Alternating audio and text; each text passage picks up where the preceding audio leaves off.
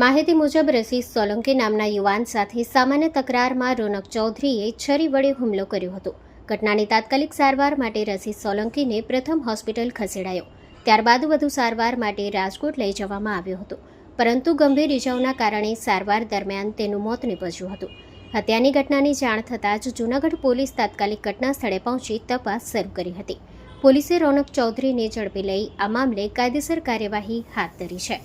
Story report by પ્રકાશ દવે, જૂનાગઢ.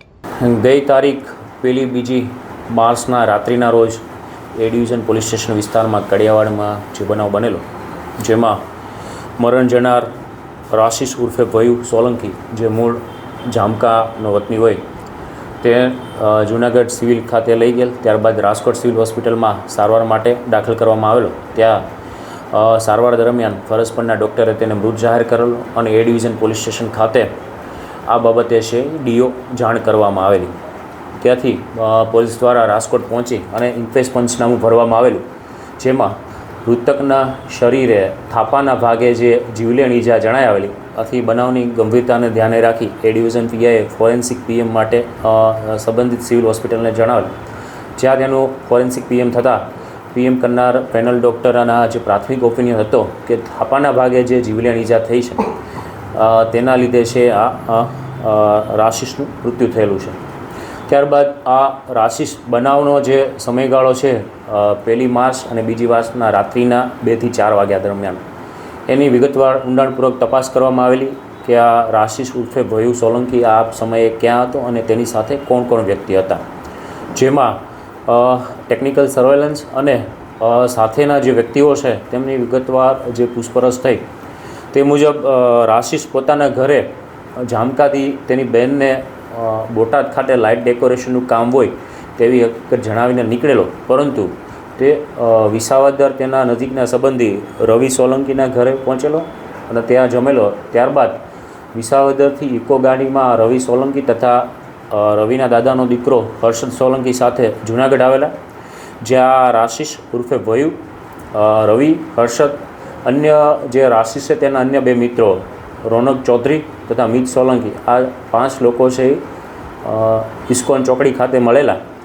ત્યારબાદ છે કાળવા આવેલા અને કાળવાથી કડિયાવાડ પાસે મિત સોલંકી જ્યાં રહે છે વૃંદાવન એપાર્ટમેન્ટ તેની પાસે આવેલા અને ત્યાં બેઠા હોય એ સમયગાળા દરમિયાન છે રોનક ચૌધરી અને મરણ જનાર રાશિસ ઉર્ફે ભયુ સોલંકી બંને એકબીજાની મજાક મસ્તી કરતા હોય તેમાંથી બોલાચાલી થયેલા. ત્યારબાદ ગાળાગાળી સુધી મામલો પહોંચેલો અને એકબીજાના કોલર પકડેલા. એવામાં આ રોનક ચૌધરી ઉશ્કેરાઈ ગયેલો અને પોતાના પેન્ટના નેફામાં રહેલ છરી વડે મરણ જનાર રાશિસના થાપાના ભાગે છે એ હુમલો કરેલો. એક ઘા જે મારેલો તે જીવલેણ નીવડેલો. ત્યારબાદ જણાવેલું કે આ ચરીવાળી હકીકત કોઈને જણાવી તો તમામને તકલીફ પડશે.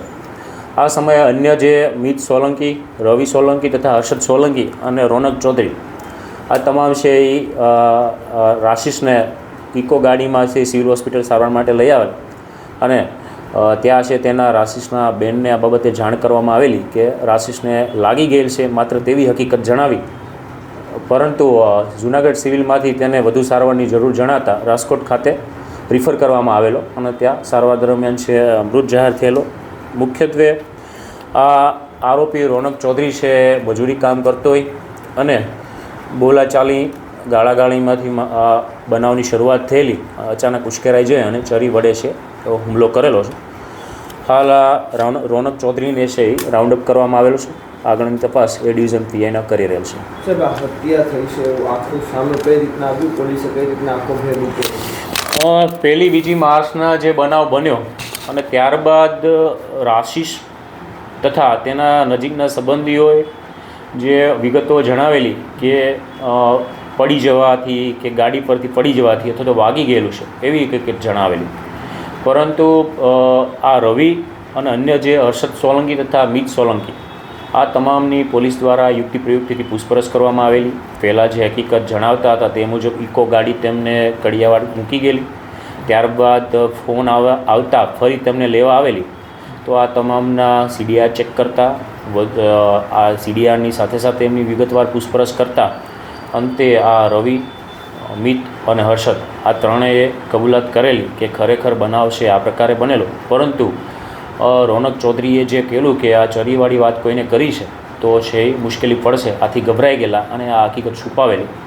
છેલ્લે જ્યારે અંતિમ વિધિમાં રાશિષના ઘરે ગયેલા ત્યારે રવિ સોલંકીએ છે રાશિષના સિસ્ટર નેહાબેનને આ વાત કરેલી કે ખરેખર રોનક ચૌધરીએ એને ચપ્પુ મારી દીધેલું છે, જેના લીધે છે એને ઈજા થઈ અને સારવાર માટે મોકલી આપેલું. તેનાથી પોલીસને આ તમામ કડીઓ મળી આવતા એ ડિવિઝન પોલીસ સ્ટેશન ખાતે ગુનો દાખલ કરવાની તજવીજ શરૂ છે અને આરોપી પણ રાઉન્ડ અપ કરેલ છે. રોનક ચૌધરી વિરુદ્ધ હાલ કોઈ ગુનાઓ નોંધાયેલા નથી. મજૂરી કામ કરતો હોય પરંતુ સખતમાં સખત સજા થાય તે રીતે કેસ પેપર તૈયાર કરવાની તજવીજ ફોરેન્સિક. મંગલ મેડિકલ સ્ટોર, દરેક પ્રકારની દવાઓ પર ડિસ્કાઉન્ટ મળશે. હોસ્પિટલ રોડ, કોસ્મોસ બેંકની બાજુમાં, ડૉક્ટર દમયંતીબેન ગણાત્રા હોસ્પિટલની સામે, ભુજ.